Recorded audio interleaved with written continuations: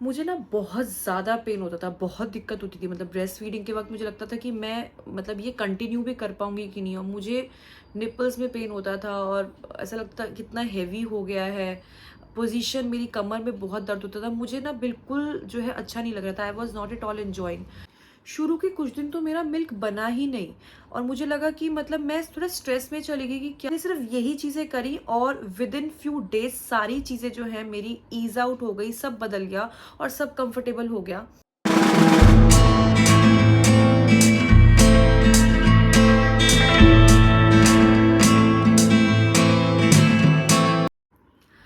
Welcome all new mommies, I hope things are going well with you. Congratulations to all of you जो लोग जो है अभी अभी न्यू मॉमी बने हैं और जो बनने वाले हैं उनको ऑल द बेस्ट।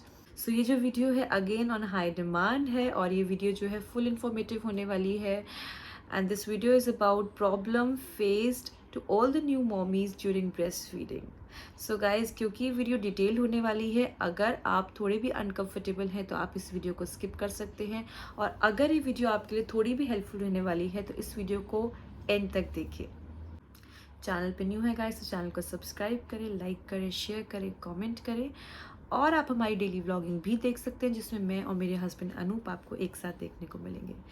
तो without further delay let's get start. So guys, ये जो वीडियो है इसमें अगेन मैं अपना पर्सनल एक्सपीरियंस शेयर करूंगी। आप में से काफ़ी लोगों को पता है दैट मेरी अभी अभी एक स्वीट सी डॉटर हुई है and she is 2.5 months old. तो जो 2.5 महीने मैंने ये जो प्रोसेस देखा है ब्रेस्ट फीडिंग का और मुझे जो भी प्रॉब्लम्स आई और मैंने उस प्रॉब्लम्स को कैसे ओवरकम किया है, मैं वो एक्सपीरियंस शेयर कर रही हूँ। मैं कोई बुकिश नॉलेज आपके साथ शेयर नहीं कर रही हूँ बिकॉज मेरा मानना है जो एक्सपीरियंस होता है, जो रियल एक्सपीरियंस होता है, वो काफ़ी काम आता है।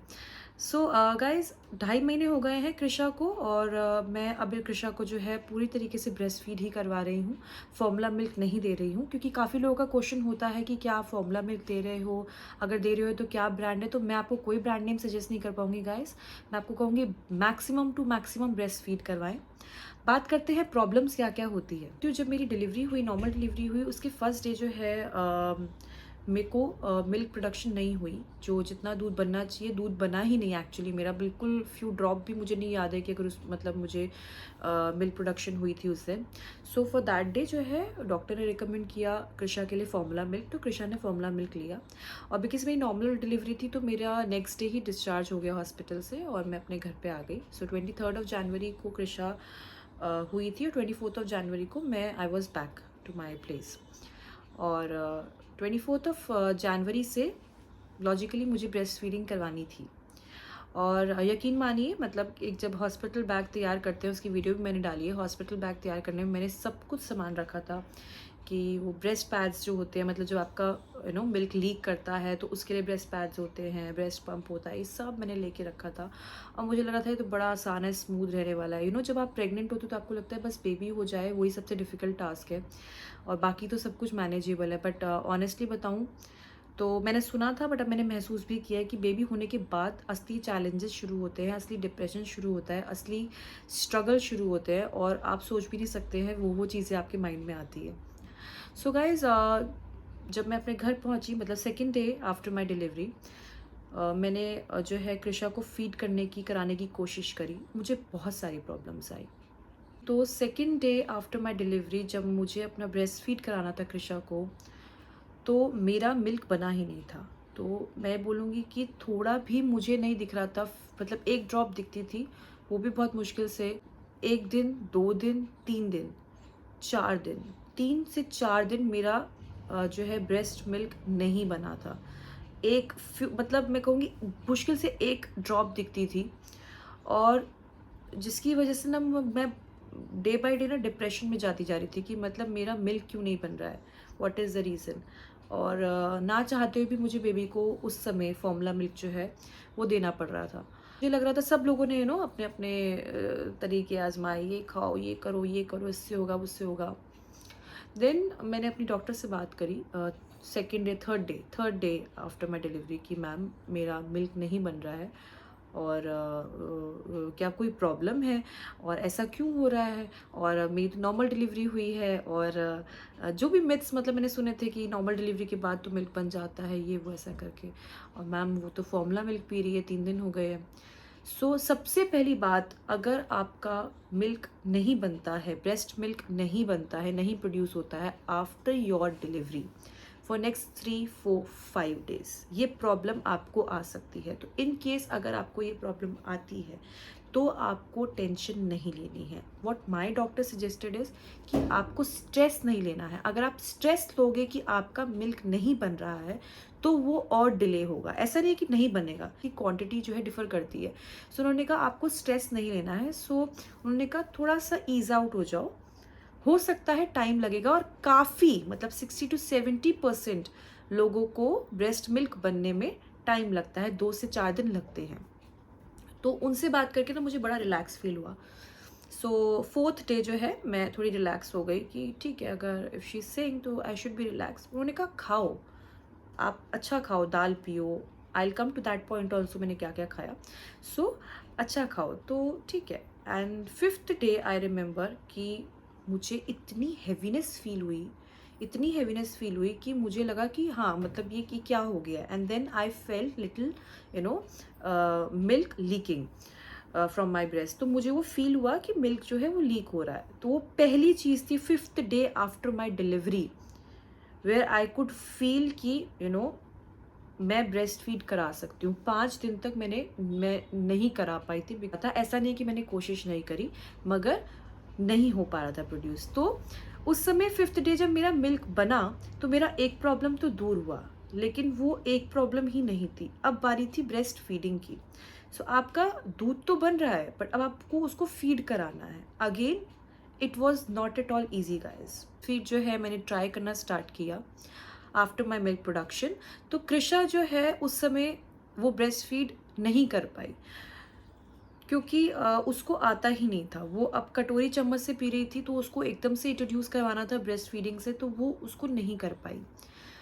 सो अगेन मुझे फिर स्ट्रेस हो गया कि ये क्यों नहीं पी पा रही है, because she was not being able to suck it. So 1 दिन 2 दिन 3 दिन ट्राई किया, ठीक है। वो चीज़ टाइम लगी, बट मैंने केप्ट ट्राइंग कि नहीं मतलब मुझे ट्राई करना है। तो अगर इन केस आपका बेबी ब्रेस्ट फीडिंग में उसको सकिंग में प्रॉब्लम हो रही है, अपनी माउथ पोजिशनिंग में, माउथ ओपनिंग में प्रॉब्लम हो रही है, निपल ग्रास्पिंग में प्रॉब्लम हो रही है, सो हो सकता है इनिशियल पीरियड ऑफ टाइम में वो चीज़ हो। और अगर हो रही है सो इसमें आपको स्ट्रेस नहीं लेना है, just keep trying it, keep trying it, ठीक है। एक टाइम ऐसा आएगा जो कि बेबी के लिए जो है वो ईज आउट हो जाएगा। So this was my second problem. अब अगर बेबी ने भी फीडिंग करना स्टार्ट कर दिया है तो यहाँ पे प्रॉब्लम ख़त्म नहीं होती है। So my third problem was, I remember कि मेरी कमर इतनी दुखने लग गई थी ना ब्रेस्ट फीडिंग कराते वक्त, इतनी दुखने लग गई थी कि मुझे समझ नहीं आ रहा था कि यार कैसे मतलब मदर्स जो हैं वो इतनी इतनी देर तक ब्रेस्ट फीड करवा लेती हैं। आफ्टर एवरी 2 आवर्स ये बोला जाता है हर 2 घंटे में न्यूबॉर्न बेबी को ब्रेस्ट फीड कराना होता है।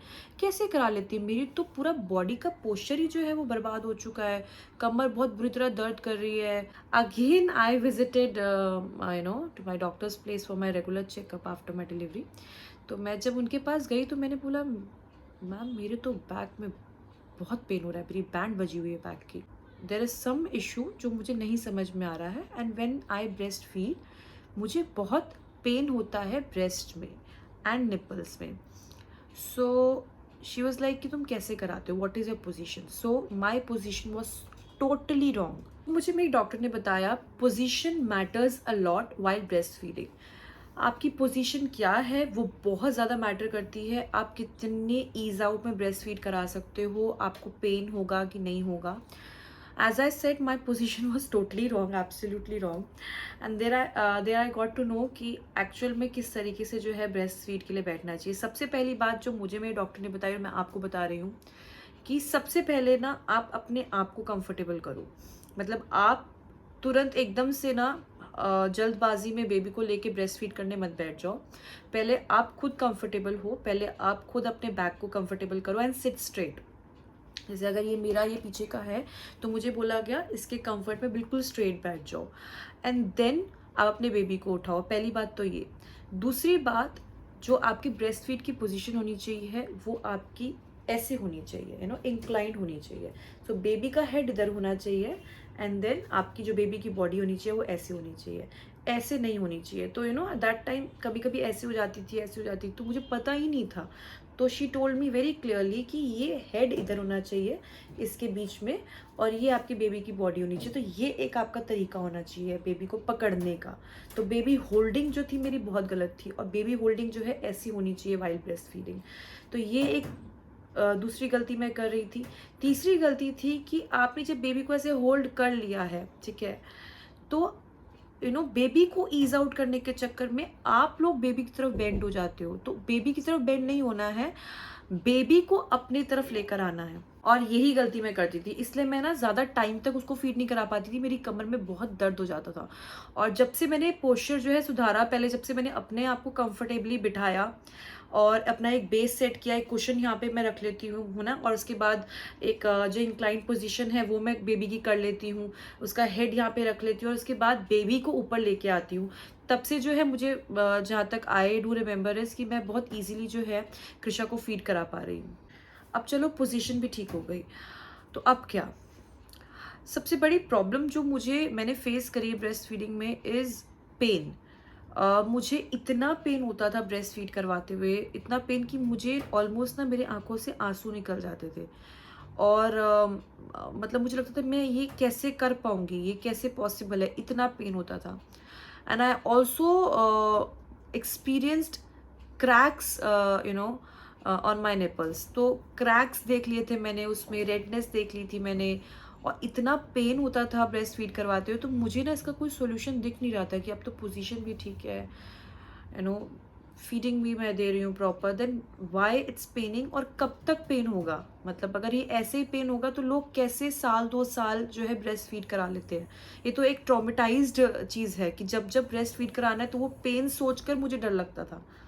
सबसे बड़ी problem, there is one term we call breast engorgement, जिसके अंदर आपकी ब्रेस्ट जो है काफ़ी हैवी, काफ़ी हार्ड, काफ़ी पेनफुल हो जाती है। रीज़न, जो मिल्क प्रोड्यूस हो रहा होता है वो कहीं कहीं जाके इकट्ठा हो जाता है, और वो वहीं इकट्ठा जो है वो नोड्स के फॉर्म में बन जाता है। तो उसकी वजह से जो है हमारी ब्रेस्ट में बहुत ज़्यादा पेन होता है। तो उसको ठीक करने के लिए क्या करना चाहिए? उसको ठीक करने के लिए आपको उसकी सिकाई करनी है। आपको गर्म पानी से सिकाई करनी है, या फिर आप हॉट वाटर बॉटल रख सकते हो, शावर, गर्म पानी से आप शावर ले सकते हो, हीटिंग पैड रख सकते हो, मसाज कर सकते हो। ये सारी चीज़ें जो हैं, जहाँ भी नोड्स बने हैं, मिल्क इकट्ठा हुआ है, वो उसको ब्रेक करेगा और आपके जो ब्रेस्ट पेन है उसको ईज आउट करेगा और लाइट करेगा।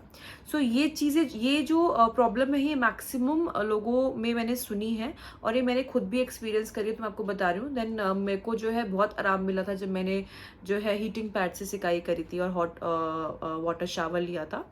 सो गाइज, आप ये काम ज़रूर करो अगर आपको ये प्रॉब्लम हो रही है।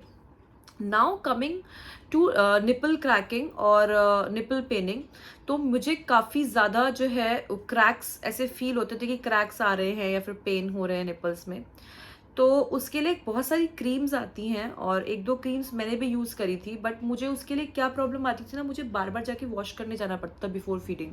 और as I said that every 2 hours आपको फीडिंग करानी है और आपको उसको बार बार जाके वॉश करने जाना पड़े। हालांकि ऐसा बोला जाता है कि they are safe for children in case वो मुंह में चले जाए, बट नहीं, मुझे ऐसा लगता है कोई भी जो है केमिकल जो है बेबी के फीडिंग के थ्रू मुंह में जाना, इससे बेवकूफ़ी वाली बात कोई नहीं है। सो मुझे बार बार ना वो साइकोलॉजिकल इशू रहता था कि मुझे वॉश करना है, वॉश करना है, वॉश करना है।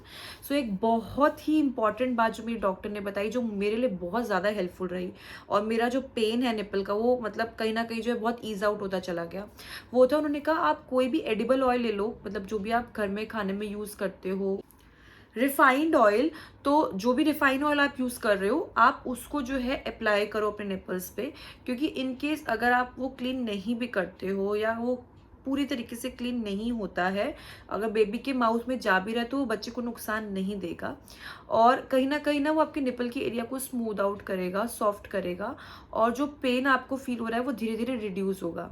तो मैंने जो है वही चीज़ की, और मुझे काफ़ी हेल्प रहा उससे। और एक गलती जो मैं क्या करती थी ना, बार बार जो क्रीम लगाने के बाद मैं वॉश करने जाती थी तो मैं उसको ना सोप या शैम्पू से या किसी भी लिक्विड वॉश से उसको जब मैं वॉश करती थी तो वो और ज़्यादा पेनफुल होता था। तो मुझे डॉक्टर ने बताया कि ये तो आप और बड़ी गलती कर रहे हो कि आप उसको किसी सोप से वॉश कर रहे हो, उससे तो वो और हार्ड होगा। हमें उन निपल्स को हार्ड नहीं बनाना है, हमें उन निपल्स को सॉफ्ट बनाना है, मॉइस्चर देना है। और वो मॉइस्चर हम क्रीम के थ्रू दें या एडिबल ऑयल के थ्रू दें, वो हमारी मर्जी है। तो मैंने वो चीज़ करी और मुझे 10 डेज के अंदर जो है वो आराम आ गया। और गाइस सबसे इंपॉर्टेंट मैं आपको बोलूंगी, अगर अभी तक आपने परचेज नहीं किया तो अपने ब्रेस्ट फीडिंग के लिए अपने मेटर्निटी वेयर्स परचेज कर लें, या जो भी कंफर्टेबल आपको लगते हैं कंफर्टेबल कपड़े पहने ना। आप ब्रेस्ट फीड भी रेगुलर करा पाएंगे, आप उसके लिए आप आलसी नहीं फील करेंगे और आपके लिए जो है काफ़ी ज़्यादा पोजीशन बैठने में उठने में हेल्पफुल रहेगा। सो गाइज ब्रेस्ट फीडिंग जो है, अगर आपको स्ट्रेस लग रहा है, सो मैं कहूँगी इनिशियल पीरियड ऑफ टाइम में हाँ ये सारी चीज़ें सारे लोग एक्सपीरियंस करते हैं। और उसी एक्सपीरियंस से मैं आपको बता रही हूँ कि कुछ चीज़ें आपके लिए आसान जो है जल्दी हो सकती हैं, लेकिन मैक्स टू मैक्स 2 मंथ्स में आपको हैबिट हो जाएगी, चीज़ें कई हद तक सॉल्व हो जाएंगी और आप जो है इस फेज को और ब्यूटीफुली इंजॉय कर पाएंगे। My daughter Krisha, soon she's gonna be 3 months now, and I am absolutely enjoying this, phase, and I enjoy breastfeeding her, and things are going very well now. और जो stress मुझे था कि क्या मैं इसको कंटिन्यू कर पाऊंगी, वो स्ट्रेस जो है दूर हो चुका है एंड काफ़ी चीज़ें जो है कंफर्टेबल हो गई हैं। तो आप सबको भी बोलूँगी स्ट्रेस बिल्कुल मत लो, चीज़ें जो है विद टाइम चीज़ें बेटर होंगी। बस ये सारी चीज़ों का ध्यान रखें और कमेंट सेक्शन में ज़रूर बताएं कि आपकी जो भी प्रॉब्लम्स रही हैं क्या वो इन चीज़ों से सॉल्व हुई हैं कि नहीं। So in my coming next video I will be talking about the foods you should be eating after your delivery, so that आपका जो ब्रेस्ट फीडिंग मिल्क है वो ज़्यादा से ज़्यादा बन पाए। मैंने क्या खाया, ये वीडियो मैं आपके लिए जल्दी लेकर आऊँगी।